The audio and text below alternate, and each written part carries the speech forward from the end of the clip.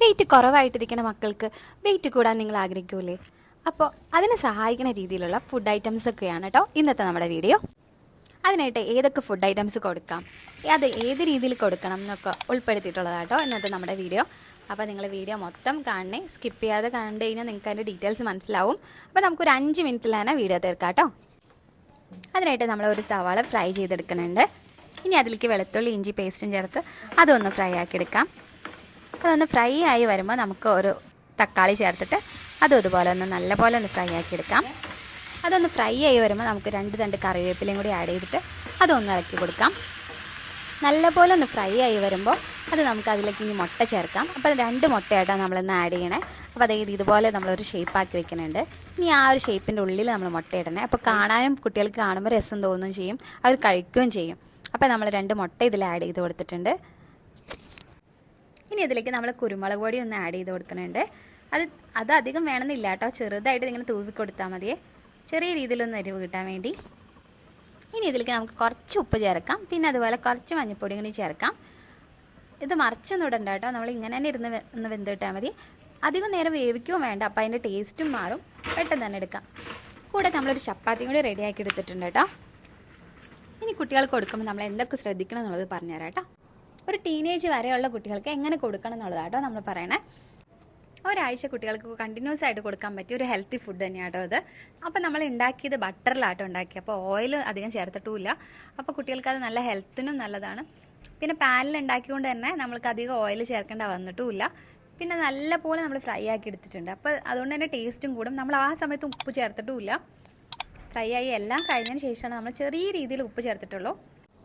അപ്പോൾ ശ്രദ്ധിക്കേണ്ട ആദ്യത്തെ ഒരു കാര്യം, നമ്മൾ ഉപ്പ് ചേർത്തിട്ടില്ല, അധികം സ്പൈസസും ചേർത്തിട്ടില്ല, ചെറിയൊരു രീതിയിൽ ഉപ്പ് ചേർത്തിട്ടുള്ളൂ. പിന്നെ നമ്മൾ സ്പൈസിന് വേണ്ടി നമ്മൾ ചെറുതായിട്ട് പെപ്പർ ഒന്ന് ആഡ് ചെയ്തിട്ടുള്ളൂ, ചെറിയ രീതിയിൽ കേട്ടോ. പിന്നെ ടീനേജ് വരെയുള്ള കുട്ടികൾക്ക് 2 മുട്ട ഡെയിലി കൊടുക്കണോണ്ട് ഒരു കുഴപ്പമില്ല. പക്ഷെ ഒരു 2 വയസ്സിന് മുകളിൽ വേണേ കൊടുക്കാൻ. അപ്പോൾ ഈ എഗ്ഗിൽ നിന്ന് തന്നെ നല്ലൊരു പ്രോട്ടീൻ കുട്ടികൾക്ക് കിട്ടും. അതുപോലെ നമ്മൾ ഒരു ചപ്പാത്തി അല്ലെങ്കിൽ 2 ചപ്പാത്തി കൊടുക്കാം. അപ്പോൾ അതിൽ തന്നെ നല്ല കാർബോ അവർക്ക് കിട്ടും.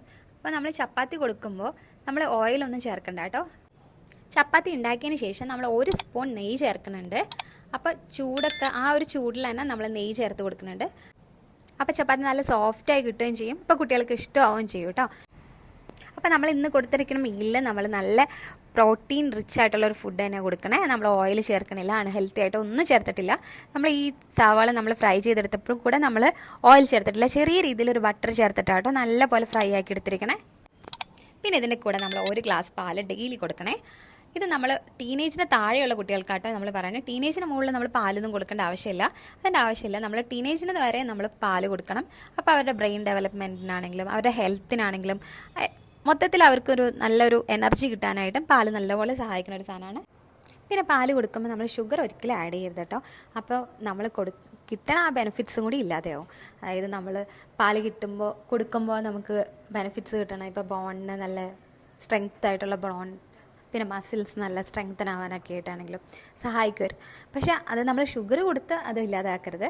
അപ്പോൾ അത് നിങ്ങൾ എന്തായാലും മറക്കാതെ ശ്രദ്ധിക്കണേ.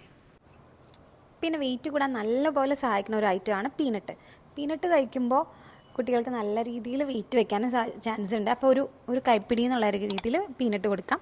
അത് പീനട്ട് ഷുഗർ ഇല്ലാത്ത പീനട്ടായിട്ട് നമുക്ക് ഷോപ്പിൽ കിട്ടും, അങ്ങനെ വേണമെങ്കിൽ വാങ്ങിക്കൊടുക്കാം. ഷുഗർ ഒരിക്കലും ആഡ് ചെയ്ത് കൊടുക്കരുത് കേട്ടോ. ഒരു 12 വയസ്സിന് മുകളിലുള്ള കുട്ടികൾക്ക് മാത്രമേ ഷുഗർ ആയിട്ട് കൊടുക്കാൻ പാടുള്ളൂ. ബാക്കിയുള്ള ഷുഗർ എന്ന് പറഞ്ഞു കഴിഞ്ഞാൽ ഫ്രൂട്ട്സിൽ നിന്ന് കിട്ടുന്ന ഷുഗറിൻ്റെ ഐറ്റംസ് മാത്രമേ കൊടുക്കാൻ പാടുള്ളൂ. അപ്പോൾ അതെന്തായാലും അങ്ങനെ ചെയ്യണേ. അപ്പോൾ ഷുഗർ ഒരിക്കലും കൊടുക്കരുത് കുട്ടികൾക്ക്.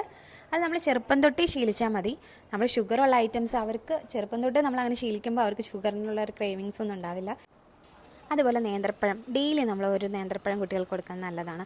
അത് വെയിറ്റ് വെക്കാനായിട്ട് നല്ലപോലെ സഹായിക്കുന്ന ഒരു ഐറ്റമാണ് കേട്ടോ. കുട്ടികൾ നേന്ത്രപ്പഴം കഴിക്കാൻ ബുദ്ധിമുട്ടാണെങ്കിൽ അവർക്ക് നമുക്ക് പുഴുങ്ങി കൊടുക്കാം.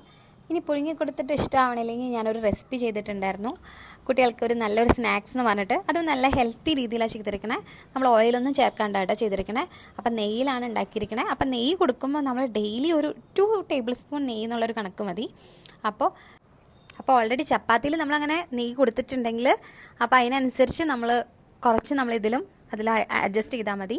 ആ രീതിയിൽ കൊടുക്കണേ. ഡെയിലി ഒരു 2 ടേബിൾ സ്പൂൺ എന്നുള്ളൊരു കണക്ക് മതി, അതിലും കൂടുതൽ കൊടുക്കണ്ട. അതാണ് ഏറ്റവും നല്ലത്. അപ്പോൾ അതിൻ്റെ റെസിപ്പി വേണമെങ്കിൽ ഞാനതിൻ്റെ മുകളിൽ കാർട്ടിൽ ആഡ് ചെയ്യാം കേട്ടോ. അപ്പോൾ കുട്ടികൾ ഡയറക്റ്റ് പഴം അങ്ങനെ കഴിക്കണില്ലെങ്കിൽ ഇങ്ങനെ ഒരു റെസിപ്പി ആയിട്ട് ഉണ്ടാക്കി കൊടുത്തോളൂ. അപ്പോൾ കുട്ടികൾക്ക് അത് എന്തായാലും ഇഷ്ടപ്പെടും. അങ്ങനെ ഒരു റെസിപ്പി ആയിട്ട് നമ്മൾ ചെയ്തിരിക്കണേ. അത് നല്ല ഹെൽത്തി ആയിട്ടുള്ളതായതുകൊണ്ട് തന്നെ കുട്ടികൾക്ക് വേറെ കുഴപ്പമൊന്നുമില്ല. നമ്മൾ ഷുഗർ ഒന്നും ചേർത്തിട്ടില്ല അതിൽ. ഇങ്ങനെ നിങ്ങൾ ഒരു മാസം ഒന്ന് കണ്ടിന്യൂ ചെയ്ത് നോക്കണേ. എന്നിട്ട് കുട്ടികൾക്ക് നല്ല മാറ്റം ഉണ്ടോ എന്ന് നോക്കാം നമുക്ക്. അപ്പോൾ ട്രൈ ചെയ്തിട്ട് എങ്ങനെയുണ്ടെന്ന് കമൻറ്റ് ചെയ്യണേ. അപ്പോൾ പുതിയ ആൾക്കാരുണ്ടെങ്കിൽ സബ് ചെയ്യാൻ മറക്കണ്ട. അപ്പോൾ ഇതുപോലെ നല്ല വീഡിയോസ് ഇടുമ്പോൾ നിങ്ങൾക്കത് കിട്ടും. അതിൻ്റെ നോട്ടിഫിക്കേഷൻ ഒന്ന് ഓൺ ചെയ്തിട്ടാൽ മതി. ആ ബെല്ലൈക്കണേ അതൊന്ന് ഓൺ ചെയ്തിടണേ. അപ്പോൾ എല്ലാവർക്കും താങ്ക് യു.